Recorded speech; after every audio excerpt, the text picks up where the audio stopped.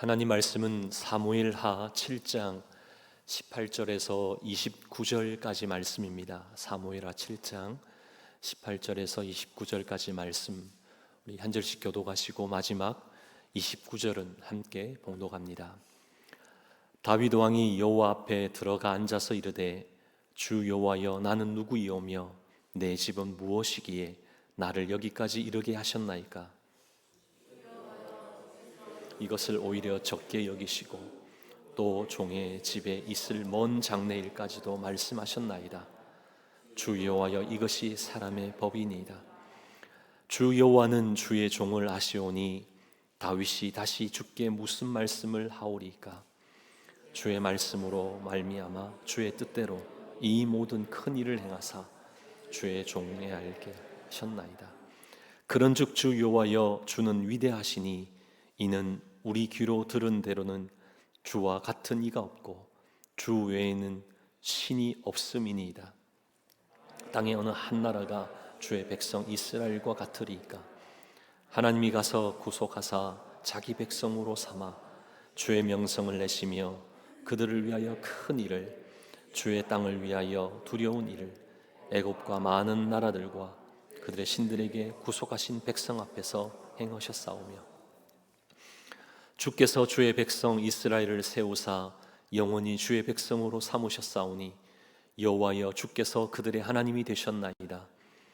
여호와 하나님이여, 이제 주의 종과 종의 집에 대하여 말씀하신 것을 영원히 세우시며 말씀하신 대로 행하사 사람이 영원히 주의 이름을 크게 높여 이르기를 만군의 여호와는 이스라엘 하나님이라 하게 하옵시며, 주의 종 다윗의 집이 주 앞에 견고하게 하옵소서.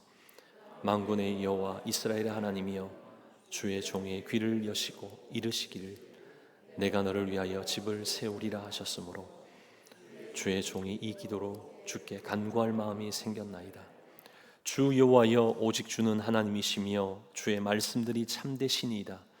주께서 이 좋은 것을 주의 종에게 말씀하셨사오니 이제 청하건대 종이 복을 주사 주 앞에 영원히 있게 하옵소서. 주 여호와께서 말씀하셨사오니 주의 종의 집이 영원히 복을 받게 하옵소서 하니라. 아멘. 살아계신 하나님 말씀입니다. 사람의 진짜 본성, 인성이 드러나는 순간에는 5가지가 있다는 것이죠. 첫째는 예상치 못한 호의를 받았을 때 솔직하게, 가장 솔직하게 그 모습들이 드러난다는 겁니다. 둘째는 권력, 고난이 주어지는 순간 그 사람의 숨겨진 면모가 수면 위로 그렇게 떠오른다는 것이죠.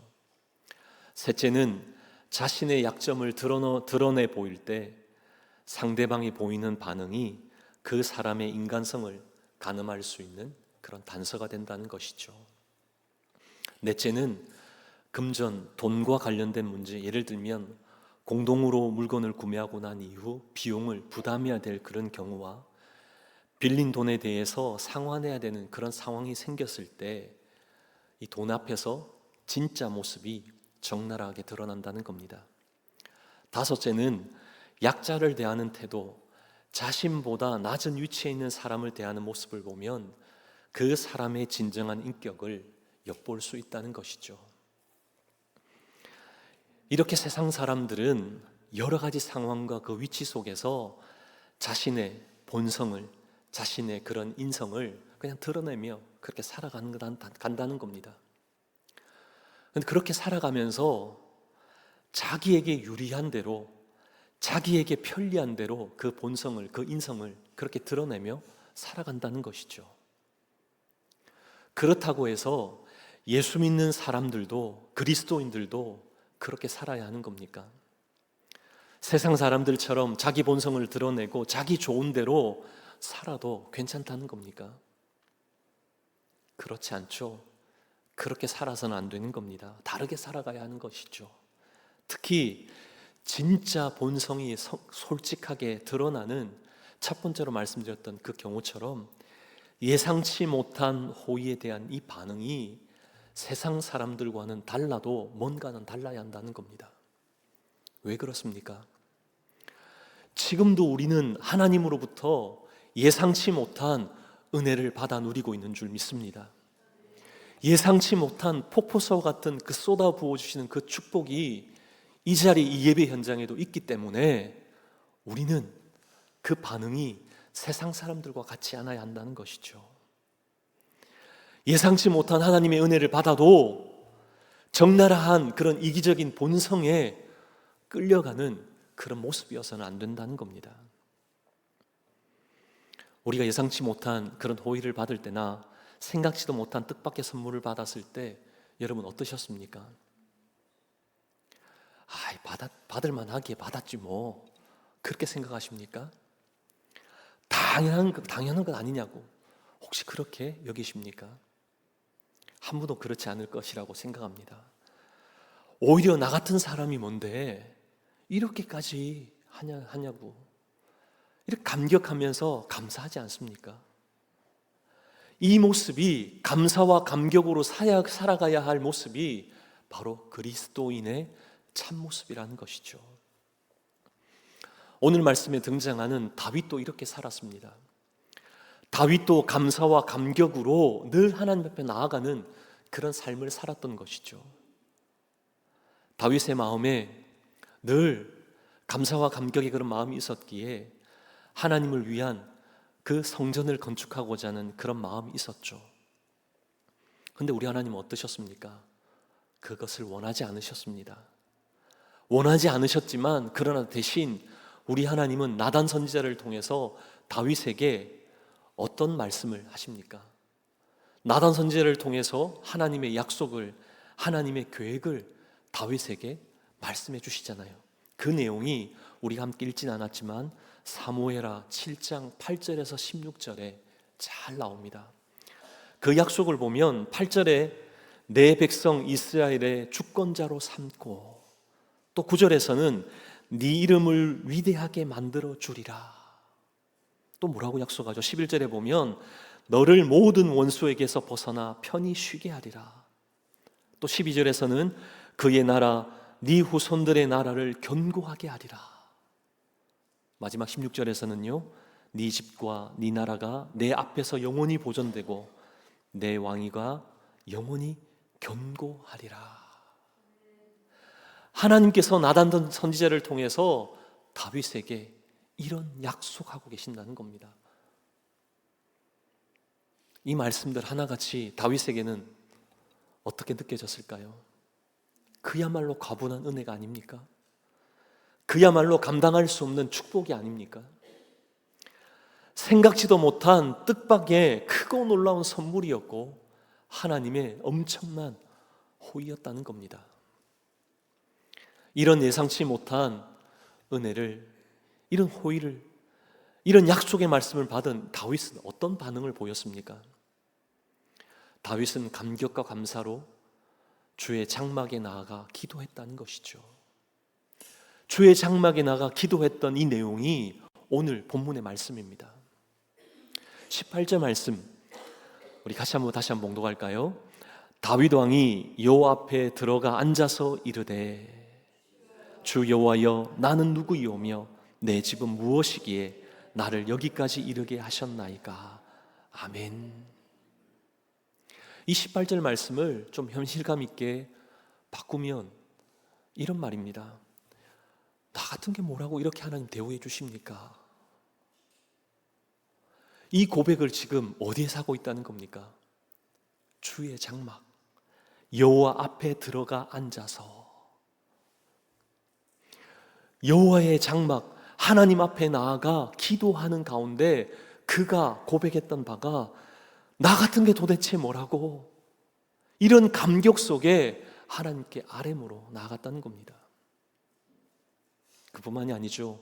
이런 감격의 고백이 여기서 멈추지 않습니다. 19절 말씀을 보면 주 여호와여 주께서 이것을 오히려 적게 여기시고 또 종의 집에 있을 먼 장래 일까지도 말씀하셨나이다. 이게 무슨 말입니까? 18절 말씀은 지금까지 베풀어 주신 하나님의 은혜에 대한 감격이었다면 19절에 있어서는 앞으로 앞으로 자신에게 부어주실, 그렇게 하시겠다고 하신 그 약속에 대한 그 은혜에 감격한 고백이라는 것이죠.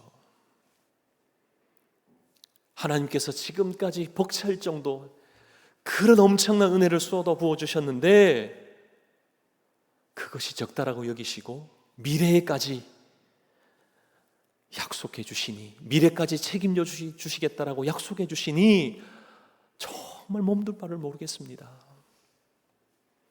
하나님은 본래 잘 대우해 주시고 이렇게 호의를 베풀어 주시는 분이십니까?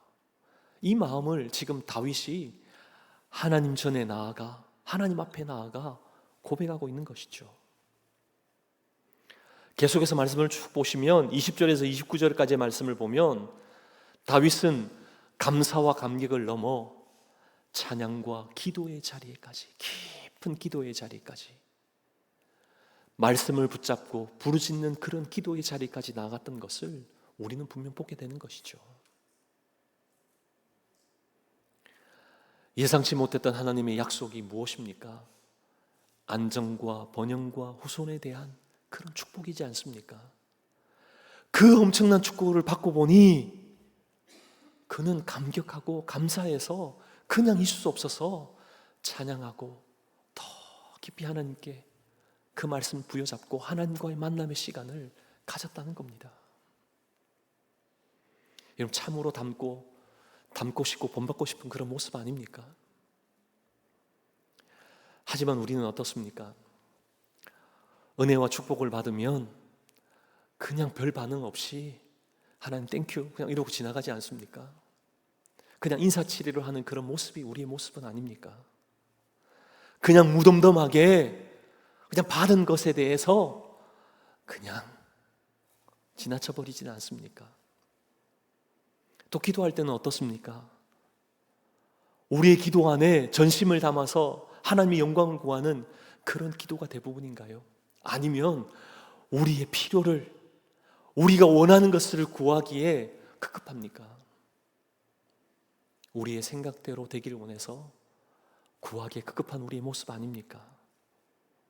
근데 다윗은요, 오늘 말씀을 보면 전혀 우리와 달랐다는 겁니다. 감사와 감격으로 찬양하며 기도하는 다윗이었다는 것이죠. 하나님 뜻을 구하고 하나님 하신 그 말씀, 그 약속 붙잡고 기도하는 그런 인생임을 우리는 보게 되는 것이죠. 우리도 이러한 삶을 살아야 하지 않겠습니까? 그럼 어떻게 하면 우리도 이렇게 다윗처럼 감사와 감격으로 하나님께 찬양하며 기도의 자리로 나갈 수 있을까요? 어떻게 하면 가능하겠습니까? 오늘 말씀을 통해 우리 그 비결을 함께 좀 살펴보기를 원합니다. 어떻게 하면 우리도 이렇게 감사와 감격으로 찬양하고 기도하며 하나님께 나갈 수 있는지 함께 세 가지를 좀 살펴보기를 원합니다. 첫째로 다윗 통해 우리가 발견할 기도하는 사람은 자신의 위치를 정확히 알아야 한다는 것이죠. 자신의 위치, 자기가 어떠한지를 정확하게 알아야 한다는 겁니다. 오늘 말씀은 다윗의 기도문이라고 말씀드렸습니다. 그런데 이 기도문이 어떻게 시작합니까? 18절 말씀을 보시면 나는 누구이오며 내 집은 무엇이기에 나를 여기까지 이르게 하셨나이까? 자신이 어떤 존재인지, 자신의 위치가 어떠한지를 분명하게 알고 설정한 가운데 하나님께 고백하고 있다는 것이죠. 하나님께 아뢰고 있다는 겁니다. 자신의 위치를 분명하게 설정함으로부터 기도가 시작된다는 것이죠. 이것이 중요합니다. 하나님 앞에서 내가 어떤지 알지 못하면 제대로 하나님 앞에 기도하는 사람으로 설 수 없다는 겁니다. 우리 자신이 어떠한 위치에 있는지 우리 위치를 분명하게 정해야 하지만 하나님 앞에 어떻게 구해야 할지가 보인다는 것이죠. 어떤 존재인지 이것 하나만 제대로 알아도 감사와 감격을 가진 기도자가 되게 하실 줄 믿습니다. 또한 다윗의 기도문에서 우리를 주목하게 만드는 두 단어를 발견할 수가 있습니다. 하나는 주 여호와이고 또 다른 하나는 주의 종입니다. 다윗은 하나님을 향해서 7번이나 주 여호와여 이렇게 부르짖고 있습니다. 이에 비해 자신을 가리켜서는 10번이나 주의 종이라고 이렇게 고백하고 있는 것이죠. 주 여호와라는 말보다 상대적으로 주의 종이라는 말이 훨씬 더 많다는 겁니다. 이게 무엇을 의미하는 겁니까? 자신도 비록 통치하는 왕이지만 그럼에도 자기 자신도 하나님 앞에서는 어린 양이고 하나님의 인도하심을 받아야 될 그런 자라는 사실을 그는 고백하고 있다는 것이죠. 아무리 출중한 능력이 많은 왕이라 한다 할지라도 하나님 앞에서는 누구나 다 은혜를 받아야 하고 자비를 구해야 하고 용서를 받아야 될 자라는 사실을 분명하게 다윗은 선포하고 있다는 겁니다. 우리도 그래야 하지 않겠습니까? 다윗은 현재 어떤 신분입니까? 일국의 왕이지 않습니까? 다스리는 자입니다. 남부를 게 없는 통치자라는 것이죠. 누구 앞에 머리를 숙이거나 조아릴 필요가 없죠. 스스로를 자신을 그렇게 낮출 필요도 없는 그런 사람입니다. 그럼에도 다윗이 뭐라고 고백했습니까? 어떤 자세를 취했다고요? 여호와는 주시고 자기는 종이라는 겁니다. 진정한 왕은 주인은 하나님이시고 자신은 하나님의 무익한 종이라는 것이죠. 여기에 다윗의 겸손이 있고 여기에 다윗이 진정 하나님을 찾고 바랬던 그 참모습이 드러나는 겁니다. 사랑하는 저와 여러분, 우리는 예수님을 알기 전, 주님을 영접하기 전에 우리 영혼은 어떠했습니까? 우리는 어떠한 존재였죠? 죄와 사망 아래에서 영원히 죽을 수밖에 없는 우리였지 않습니까? 하지만 그런 우리를 십자가의 사랑으로 우리를 건져내시고 영광과 존귀로 관을 씌우셨으며 하나님 자녀 삼아 주셨습니다. 할렐루야. 하나님의 아들과 딸로 그렇게 여겨주셨다는 것이죠. 여러분 믿으십니까? 우리 스스로 이렇게 한번 고백해 보시죠. 우리 여성분들은 나는 하나님의 딸이야. 우리 남성분들은 나는 하나님의 아들이야. 우리 그렇게 한번 고백해 보시죠. 나는 하나님의 딸이야. 나는 하나님의 아들이야. 여러분 정말이십니까? 그렇다면 우리에게 일어난 이 엄청난 구원의 역사가 그냥 무덤덤하게 그냥 아무 일이 아닌 것처럼 그냥 넘길 수 없다는 겁니다. 이 하나님의 놀라운 구원의 그 은혜에 감격과 감사로 기도의 자리로 담대히 나아가 기도하는 사람으로 세워지는 저와 여러분 되기를 축복합니다. 둘째로 기도하는 사람은 하나님이 어떠한 분이신지를 어떤 분이신지를 확실하게 안다는 것이죠. 자신의 위치를 분명하게 깨달은 사람은 한 걸음 더 나아가 하나님이 어떤 분이신지도 분명히 안다는 겁니다. 22절 말씀을 보면 다윗은 하나님을 위대한 분으로 고백하고 있습니다. 자신이 어떠한 존재를 알고 나니 그가 깨달은 바가 무엇이죠? 하나님이 얼마나 위대한 분이라는 것을 알게 되었다는 것이죠. 그러기에 어디에도 주와 같은 분이 없고 오직 주만이 진정한 하나님이 되신다라고 그렇게 믿음으로 선포하고 있지 않습니까? 또한 21절과 23절을 보면 다윗 자신의 그 인생 가운데 하나님께서 어떠한 일을 행하셨다라고 그 고백합니까? 큰 일을 행하셨다고. 큰 일을 행하셨다라고 다윗은 자신의 입술을 열어 고백하고 있다는 것이죠. 그런 가운데 큰 일을 행하신 그 하나님을 그가 경험하고 나니 이제는 하나님이 적당한 분도 적은 하나님도 아니고요, 엄청나게 크신 하나님으로 그렇게 여겨졌다는 것이죠. 위대하신 하나님으로 다윗이 깨닫게 되었다는 겁니다. 그러게 그의 입술 가운데 터져나오는 고백이 어떤 고백입니까? 하나님이 친히 이스라엘을 구속하셨고 영원히 하나님이 그들의 하나님이 되셨다라고, 하나님의 위대하심에 대해서 찬양하고 그렇게 기도로 영광 올려드림이 있는 그런 고백이지 않습니까? 우리 역시도 하나님의 위대하심을 맛보고 나면, 하나님이 우리를 위하여 행하신 그 놀라운 역사들을 발견하고 나면 우리 입술 속에 감격과 감사로 찬양하며 기도할 수밖에 없는 인생으로 바꾸실 줄 믿습니다. 그러면 우리 하나님이 우리를 위해서 어떤 일을 행하셨습니까? 수많은 많은 일들이 있지만 여러분, 이것만큼은 잊지 말아야 하잖아요. 우리 하나님이 나를 위해 독생자 예수님을 보내주셨잖아요. 우리를 너무나 사랑하셔서 예수님을 우리와 바꾸셨을 그 죽음과 바꾸셨잖아요. 우리를 구원하시기 위해 십자가에 못 박으시지 않으셨습니까? 우리를 위해 대신 죽게 하셨습니다. 우리를 사랑하셔서, 우리를 향한 그 사랑이 얼마나 큰지 예수님을 통해 보여주셨다는 것이죠. 예수님 또한 기꺼이 그 십자가를 감당하셨죠. 십자가에 죽으시고 사흘 만에 살아나셨습니다. 부활하셨습니다.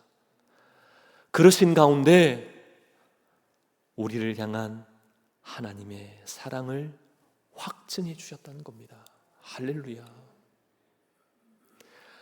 예수님이 그 놀라운 십자가를 지심으로 말미암아 하나님이 나를 사랑하신다는 그 분명한 이 말씀이 오늘날 내 것이 되게 해주셨다는 겁니다. 그 놀라운 인치심이 지금 이 시간에도 성령 하나님이 우리 가운데 일하심으로 믿고 받아들이며 고백해 하시는 그 역사를 지금도 일으키고 계신다는 것이죠. 성삼위 하나님의 놀라운 일하심이 있기에 지금의 저와 여러분이 있는 줄 믿습니다. 이 놀라운 하나님의 그 완벽한 그 구원의 역사, 이 은혜를 기억하고 하나님이 나를 위해 어떤 일을 행하셨던가, 하나님이 어떤 분이신가 알게 되면, 깨닫게 되면 우리는 감격할 수밖에 없고 감사할 수밖에 없고 찬양할 수밖에 없고 기도의 자리로 더 엎드리게 될 줄 믿습니다. 이렇듯 기도하는 사람에게는 기도의 대상을 아는 게 너무나 중요하죠. 왜냐하면 이 기도의 대상이 잘못되면 우리의 기도가 허공에 치는, 그런 메아리 치는 그런 공허한 외침이 될 수도 있기 때문이라는 겁니다. 어떻게 보면 우상 앞에 구하고 우상 앞에서 무언가를 얻고자 하는 그런 우상 숭배로 바뀌어질 수도 있기 때문이라는 것이죠. 그러기에 우리가 기도하는, 우리가 하나님 앞에 나아가는 그 분명한 대상이 무엇인지 너 아는 게 너무나 중요하다는 겁니다. 그런가 하면 우리가 언제 기도를 열심히 합니까? 여러분, 언제 기도를 열심히 하시나요? 어려움이 있을 때, 그죠? 상황이 터졌을 때, 상황이 나빠졌을 때 기도하지 않습니까? 문제가 없거나 상황이 좋아지면 기도의 자리에서 점차 멀어진다는 겁니다. 그러다 보니 우리의 기도의 수준이 우리의 필요에 따라 결정된다. 우리는 이렇게 생각해 볼 수 있는 것이죠. 이게 무슨 말입니까? 우리의 기도의 수준이 우리의 필요에 따라 결정된다. 다른 말로 바꾸면 우리는 하나님을 하나님 되게끔 만들고 있지 않다는 겁니다. 하나님이 하나님이 되셔야 하는데 하나님은 그냥 우리의 필요를 채워주시는 그냥 마켓의 사장님 정도로, 아니면 기업의 어떤 CEO 정도로 그냥 그렇게 생각한다는 겁니다. 우리 하나님은 어떤 분이십니까? 우리 하나님, 우리를 지으신 창조자 하나님 아닙니까? 우리의 구원자 되신 참 하나님, 위대하신 하나님이시고 살아계신 전능하신 하나님이신 줄 믿습니다. 우리는 그 하나님과 만남이 있어야 하는 것이고 깊은 사귐이 있어야 한다는 겁니다. 그 하나님과의 인격적인 만남을 통해서 날마다 하나님께 더 한 걸음 가까이 나아가는 그런 인생이 되어야 하는 것이죠. 사랑하는 저와 여러분, 하나님이 어떤 분이신지를 알면 우리는 그냥 있을 수 없죠. 깊은 사귐으로 하나님과 인격적인 만남으로 나아갈 수밖에 없는 겁니다. 그 만남 속에서 우리에게 주어지는 그 기쁨 때문에 감사하고 감격하고 찬송하고 더 깊은 기도의 자리로 나아가게 하시는 줄 믿습니다. 그때 우리 입술에서 어떤 고백이 터져 나올까요? 주님의 높고 위대하심을 내 영혼이 찬송하네. 이런 이 고백이 터져 나오지 않겠습니까? 이런 고백으로 하나님께 영광 올려드리는 기도하는 한 사람 한 사람 되기를 소망합니다. 마지막으로 기도하는 사람은 언약이 이루어질 것에 대한 소망으로 나아가야 한다는 것이죠. 언약이 이루어질 것에 대한 소망이 있어야 한다는 겁니다. 하나님의 약속은 반드시 이루어진다라는 것 여러분 믿으십니까? 믿을 때 우리는 담대하게 기도의 자리로 나갈 수 있는 겁니다.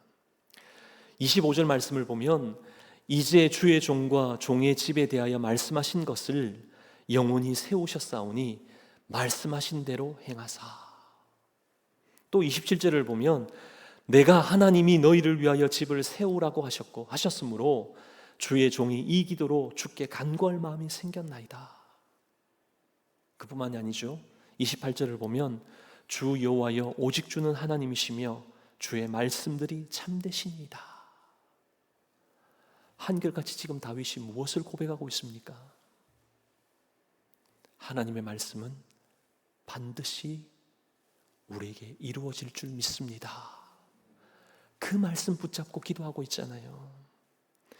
하나님의 말씀은 반드시 이루어질 참되고 신실한 성취될 약속임을 믿습니다.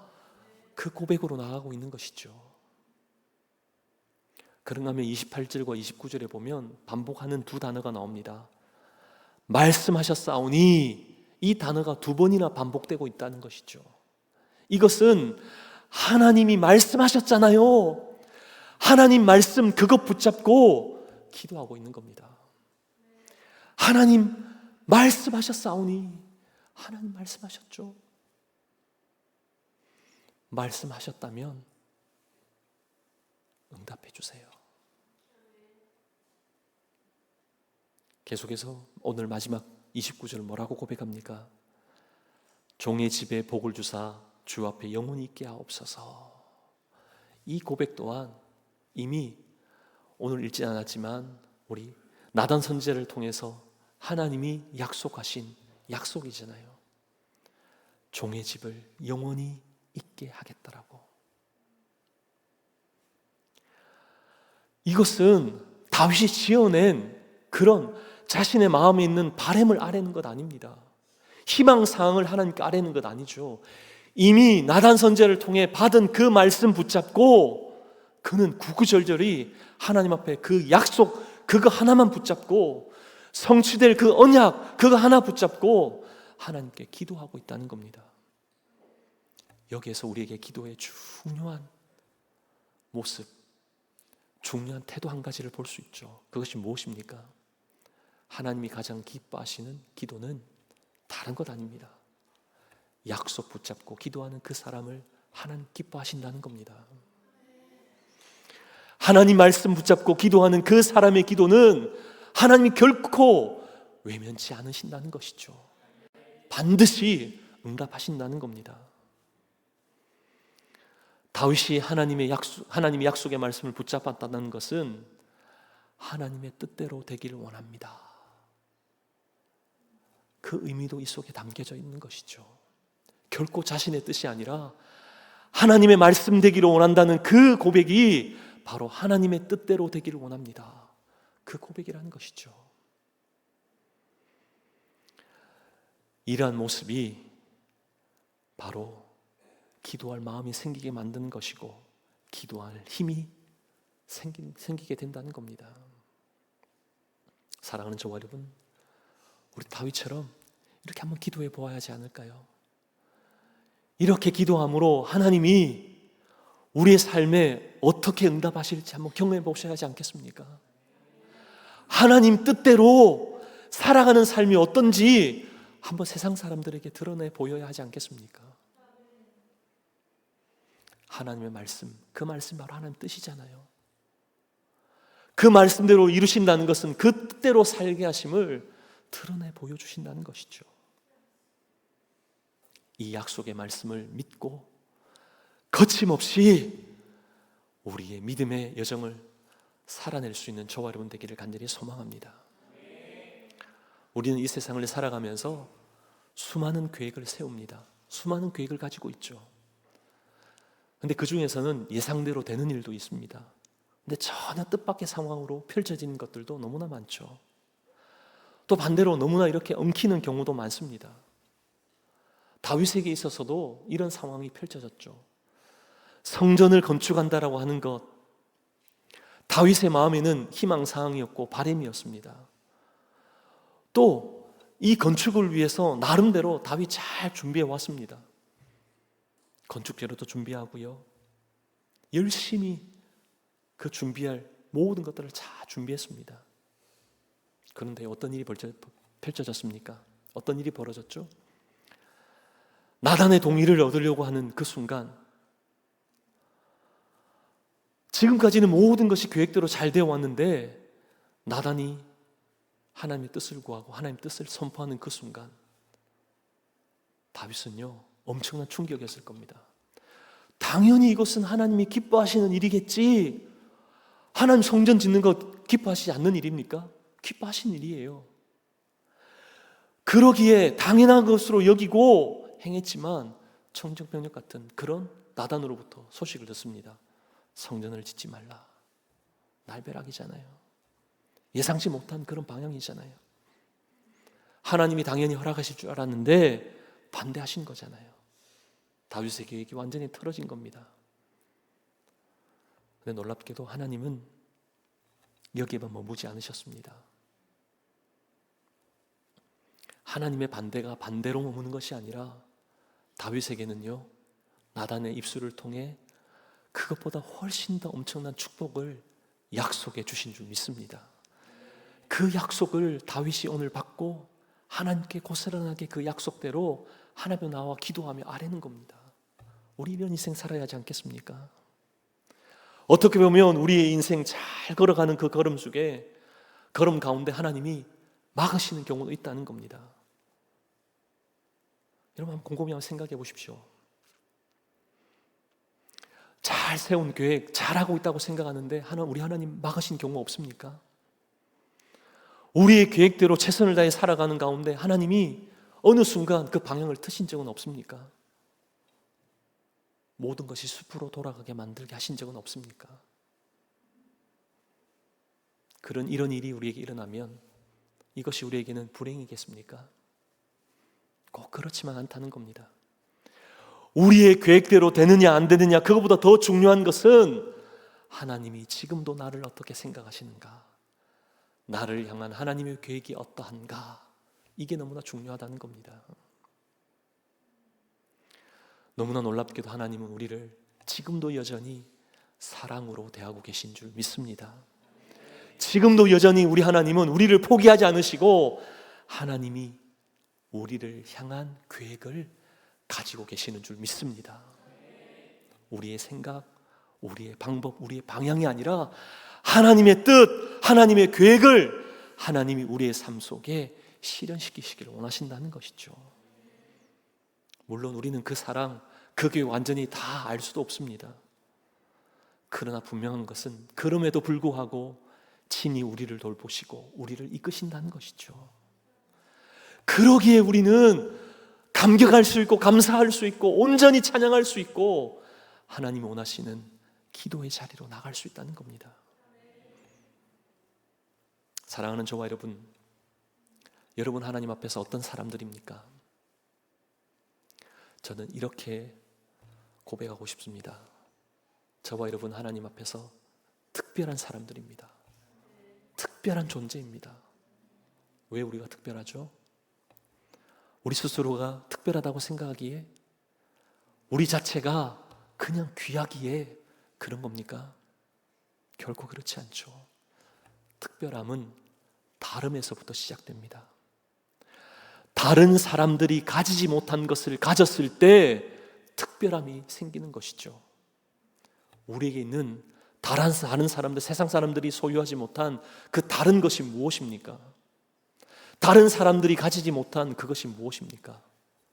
그것은 바로 예수 그리스도 아닙니까? 그것은 바로 하나님이 우리에게 주신 말씀 아닙니까? 하나님의 언약, 약속 아닙니까? 하나님과 함께 나와 깊은 사귐, 하나님과의 만남, 그것이 세상 사람들과 다른 그런 특별한 것 아닙니까? 이번 한 주간도 정말 하나님이 우리를 특별하게 보시는 것처럼 특별한 사람으로, 특별한 존재로 살아가기를 간절히 소망합니다. 하나님은 다윗을 이렇게 보셨습니다. 그러기에 다윗에게 엄청난 은혜를 쏟아 부어주던 것이죠. 어떤 상황 속에서도 우리 자신이 얼마나 연약한 자인지를 알고, 또 우리 스스로 날마다 주님 앞에서 주님, 저는 주님의 종입니다. 우리 하나님이 우리 인생의 주인이십니다. 결코 잊지 않기를 간절히 소망합니다. 그뿐만이 아니라 하나님이 얼마나 위대하신 분인지 확실히 알고 날마다 우리의 삶 속에서 행하시는 그 놀라운 역사들이 우리 하나님이 말씀하신 대로 이루고 계신다는 것, 그거 분명히 깨달아 그것을 믿고 날마다 기도의 자리에서 기도의 사람으로, 기도하는 사람으로 살아내는 저와 여러분 되시기를 주님의 이름으로 축복합니다.